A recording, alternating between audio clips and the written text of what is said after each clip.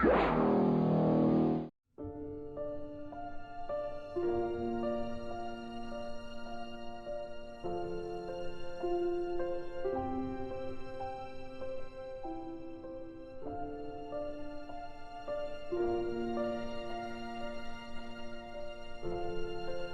know, the question's going to come up, well, where was God? I thought God cared about the little children. God protected the little children. Where was God when all this went down? And here's the bottom line. God is not going to go where he's not wanted. Now, we have spent since 1962, we're 50 years into this now, we have spent 50 years telling God to get lost.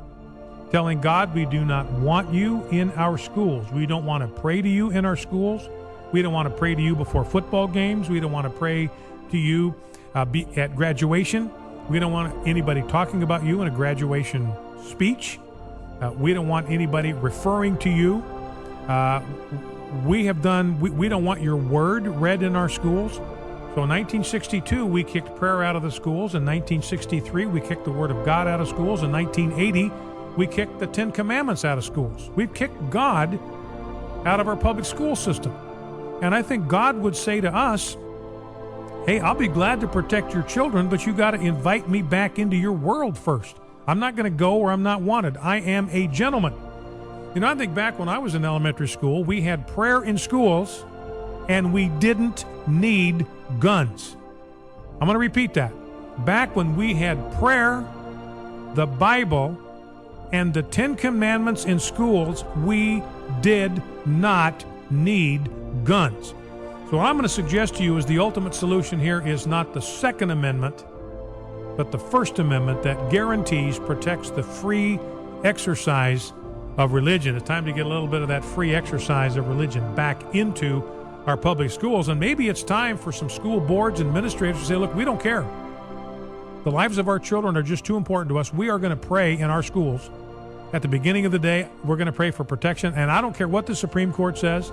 I don't care what anybody says. Our children are too important to us to leave them vulnerable without asking God for his help and for his protection.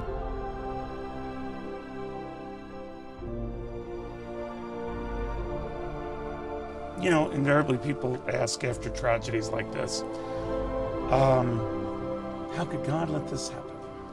Well, you know, it's an interesting thing. We ask why there's violence in our schools, but we've systematically removed God from our schools.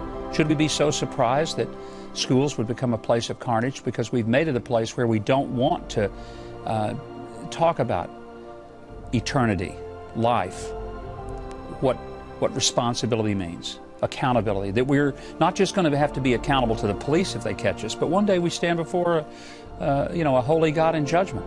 If we don't believe that, then we don't fear that. And so I sometimes, when people say, why did God let it happen? You know, God wasn't armed. He didn't go to the school. But God will be there in the form of a lot of people with hugs and with therapy and a whole lot of ways in which I think he will be involved in the aftermath.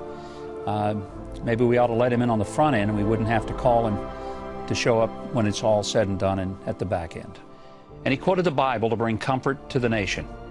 Churches were filled in Newtown, Connecticut last night as candlelight vigils were held to grieve for the 27 innocent people killed. On Friday, Neil Cavuto asked me, where was God?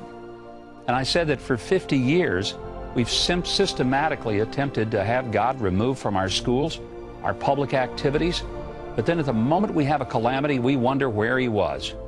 Well, the predictable left lit up the airwaves and blogosphere with a vile and vicious reaction and jumped to the conclusion that I said that if we had prayer in school, the shooting wouldn't have happened. Well, I said nothing of the sort. It's far more than just taking prayer or Bible reading out of the schools.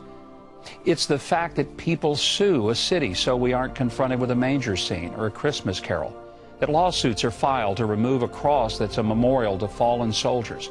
Churches and Christian-owned businesses are told to surrender their values under the edict of government orders to provide tax-funded abortion pills. We carefully and intentionally stop saying things are sinful, and we call them disorders. Sometimes we even say they're normal. And to get to where that we have to abandon bedrock moral truths, then we are asked, well, where was God? And I respond that as I see it, we've escorted him right out of our culture and we've marched him off the public square, and then we express our surprise that a culture without him actually reflects what it's become.